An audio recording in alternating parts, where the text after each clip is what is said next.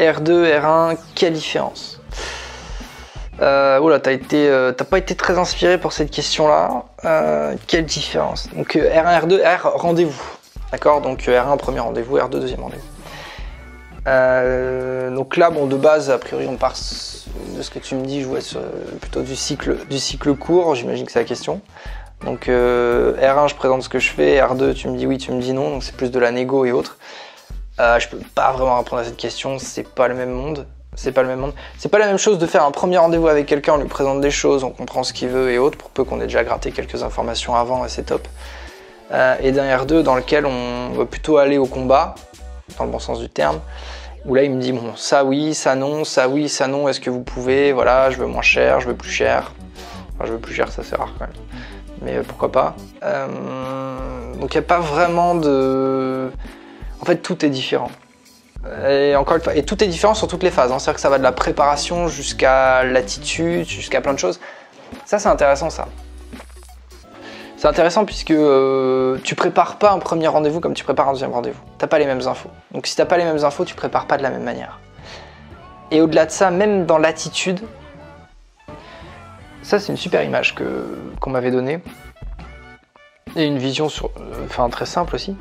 Je me rappelle plus exactement l'exercice que c'était. Il y avait plusieurs couleurs avec plusieurs types de personnalités qu'il faudrait avoir.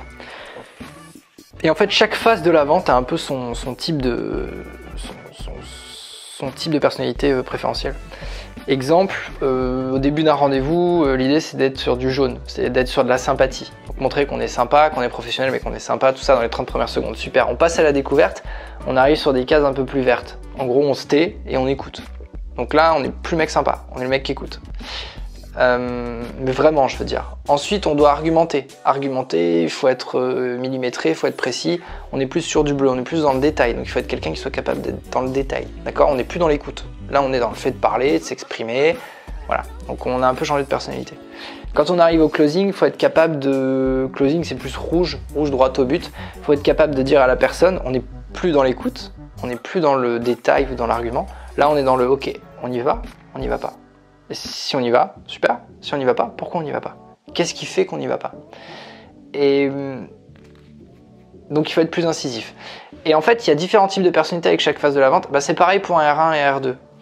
Un R2, ce serait une sorte de, on va dire, sur de la négo, du closing, ces trucs-là. C'est le moment où on est capable de dire, OK, on y va, encore une fois, on y va, on n'y va pas. Et comprendre pourquoi aussi. Et comprendre que si à un moment c'est perdu, bon c'est perdu, on arrête de perdre son temps. Donc les différences, en fait il y a 1 million de différences. Encore une fois, la préparation, l'attitude, les étapes, la manière de faire les choses. Je peux pas vraiment répondre à ta question. Il y a trop de trucs en fait, c'est pas le même monde. Encore une fois, parce que c'est pas les mêmes étapes. Parce qu'il a pu se passer des choses entre. D'ailleurs, un bon système commercial, et là c'est très intéressant, un bon système commercial vend déjà bien avant le R1.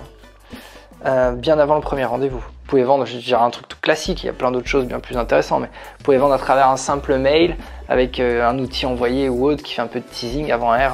Entre un R1 et un R2, il y a plein de moyens d'essayer de mettre plus de... En plus, vous avez plus d'infos grâce au R1, donc il y a plein de moyens de pouvoir travailler entre le R1 et le L2, les chances de closer sur le R2. Pendant le R2 et R2, ça se prépare avant. Je vous dis un truc par exemple très intéressant.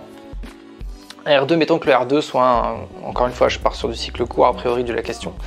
Un R2, on est sur un rendez-vous de négociation, donc base de la négociation, savoir ce que l'autre veut, ce que l'on peut apporter, on dit oui, on dit non, bref, tous ces trucs-là. Ce qui est très intéressant, un réflexe très intéressant à avoir, c'est la veille d'une négociation. Appeler la personne pour confirmer que c'est toujours OK pour négocier le lendemain. Donc l'idée, c'est qu'elle vous dise oui, que vous ne donniez pas d'infos, mais que vous puissiez en récupérer. En me disant, super, écoutez, vous en êtes où là justement, qu'est-ce que vous aimeriez qu'on voit demain comme sujet? Forcément vous répondre tout le temps, vous grattez un peu. Et si vous arrivez à avoir cette info ou qui vous dit, écoutez, voilà, moi il y a ce point-là, il y a ce point-là, d'accord, et là c'est bloquant pour vous par rapport à demain, je veux dire pour l'instant on travaille pas ensemble, je sais pas trop, ou alors, ouais on travaille pas ensemble. Là j'ai l'info en fait, mais j'ai l'info un jour avant. Et si j'ai l'info un jour avant, je peux me préparer pour le lendemain. Voilà, hier vous m'avez dit ça, il se passe ça, ça et ça. Est-ce que ça vous irait? Et pour peu que vous posiez les bonnes questions la veille, vous avez déjà la solution qui est en train d'être faite. C'est une sorte de pré-R2 quoi. Ça c'est une astuce qui est toute bête, mais qui sur du cycle court avec de bons, si ça colle bien à votre marché, ça fait des merveilles en fait ce truc là. Ça fait des merveilles parce que ça vous, en fait vous vous donnez une carte d'avance à vous-même. Bref, tout un tas de différences, c'est mon dernier mot Jean-Pierre.